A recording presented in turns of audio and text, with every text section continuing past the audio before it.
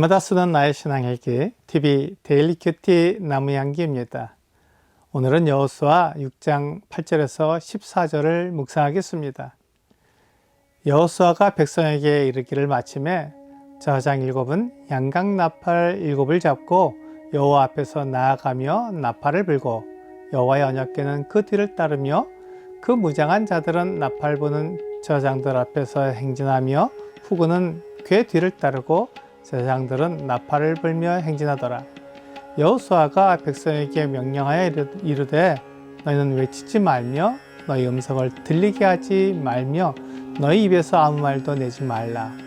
그리하다가 내가 너희에게 명령하여 외치라 하는 날에 외칠지니라 하고 여호와의 궤가 그 성을 한번 돌게 하고 그들이 진영으로 들어와서 진영에서 자니라.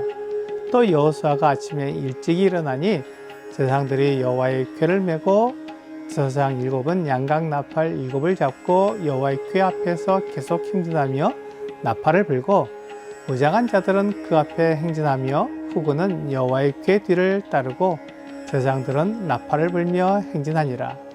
그 둘째 날에도 그 성을 한 번 돌고 진영으로 돌아오니라. 엿새 동안을 이같이 행하니라. 여호수아는 하나님께서 하신 말씀을 그대로 백성들에게 행하도록 전해주었습니다.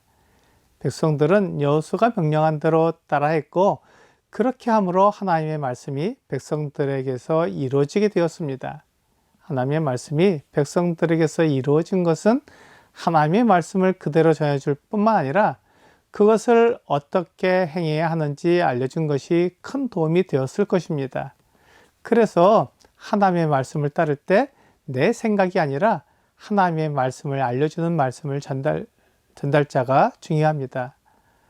말씀을 내 생활에 적용할 때 가장 어려운 부분이 내 삶을 변화시키지 않고 하나님의 말씀을 접목하는 것입니다.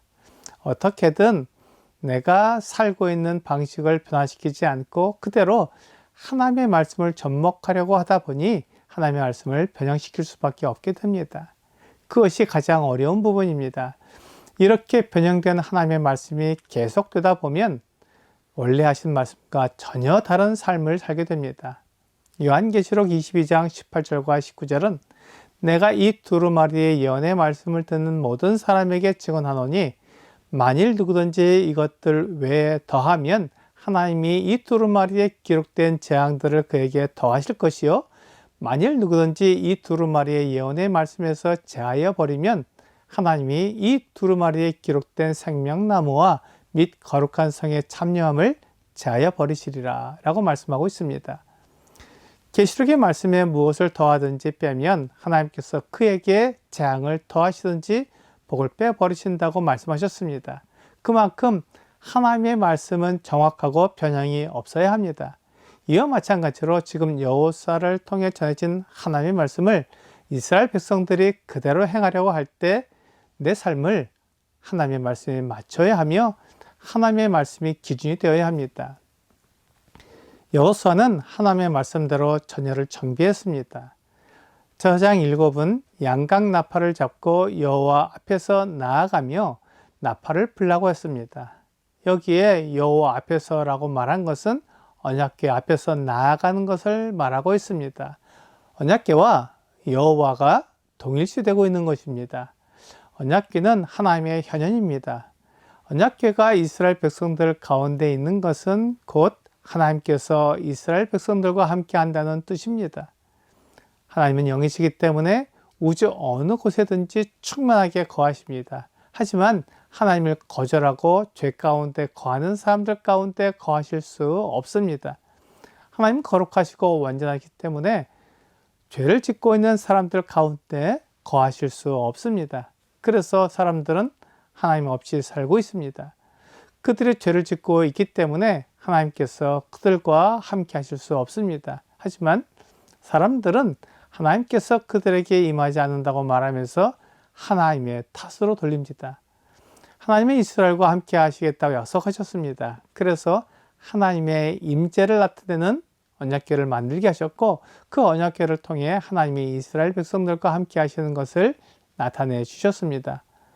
그 나팔 부는 저장보다 앞에서 무장한 군사들이 행진하며 언약궤 뒤에 후군이 따르게 했습니다. 양각 나팔을 가진 제사장들은 계속 그 나팔을 불었기 때문에 여호와의 궤가 행진할 때 나팔 소리가 계속 들렸습니다. 하지만 여호수아는 여호와의 궤를 따르는 이스라엘 백성들에게 결코 소리를 내지 말라고 명령했습니다. 오직 나팔 소리만 들리게 했습니다. 이스라엘 백성들이 외칠 날과 때가 있을 것입니다. 그때까지는 아무 소리도 내지 말아야 했습니다. 그래서 여리고성을 매일 한 번씩 돌 때는 나팔 소리 외에 아무 소리도 들리지 않았습니다. 이것이 여호수아가 이스라엘 백성들에게 알려준 것입니다. 이스라엘 백성들이 이렇게 한 번 했기 때문에 다음날 행진할 때는 전열을 갖추기가 훨씬 쉬웠습니다. 전날 했던 것처럼 하면 되었기 때문입니다. 이스라엘 백성들이 하나님의 말씀대로 할 때는 그들의 생각이나 그들의 경험대로 하지 않고 하나님께서 그들에게 말씀하신 대로 해야 했습니다. 이스라엘 백성들은 하나님의 말씀을 어기고 싶지 않았습니다. 그 말씀대로 따르기를 원했습니다. 하지만 어떻게 해야 하는지 알지 못하면 자기 생각이나 자기 경험대로 할 수밖에 없습니다. 그래서 하나님의 말씀을 올바로 전해주는 사람이 필요합니다. 하나님의 말씀대로 하도록 인도해 주는 사람이 필요합니다. 그것을 한번 해보면 다음에 다시 하는 것이 어렵지 않습니다. 그것이 내 삶이 되고 경험이 되기 때문입니다. 하지만 내 생각대로 내 경험대로 하면서 하나님의 말씀을 변형시키고 내 삶을 바꾸지 않으면 하나님의 말씀을 따르기가 어렵습니다. 하나님을 믿는다는 것은 하나님의 말씀이 진리지만 나의 삶은 진리가 아니라는 것을 인정하는 것입니다. 그래서 하나님의 말씀을 따르기 위해서는 내 삶을 바꾸고 내 생각을 바꿔야 합니다. 그렇게 될 때 하나님의 말씀을 따를 수 있고 진리 가운데 행할 수 있게 됩니다.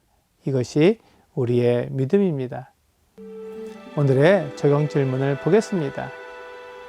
이스라엘이 하나님의 명령을 잘 이해하고 따랐던 것은 말씀의 내용을 잘 이해했기 때문입니다. 성경의 내용을 바르게 이해하기 위해서는 어떤 것이 필요할까요?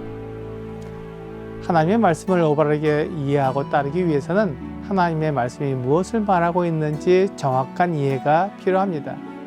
내 생각이나 내 경험을 내세우지 않고 하나님이 말씀하신 것을 바르게 이해하도록 내 삶을 변화시키는 것이 필요합니다. 오늘 하나님의 말씀을 받아들이기 위해 그 말씀이 진리라는 것을 믿고 따르는 여러분과 제가 되기를 주 예수님의 이름으로 기도합니다.